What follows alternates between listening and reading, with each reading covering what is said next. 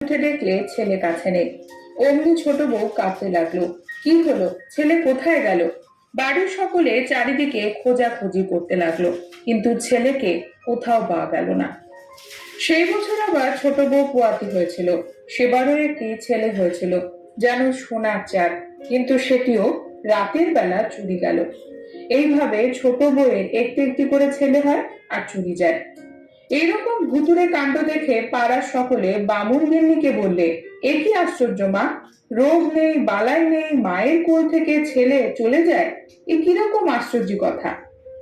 আবার কেউ বলে ওই ছোট বউ রাক্ষসী হবে, রাতে নিজেই খেয়ে নেয় আর সকালে উঠে মরা কান্না কাঁদতে থাকে সবাইকে ভোলানোর জন্য।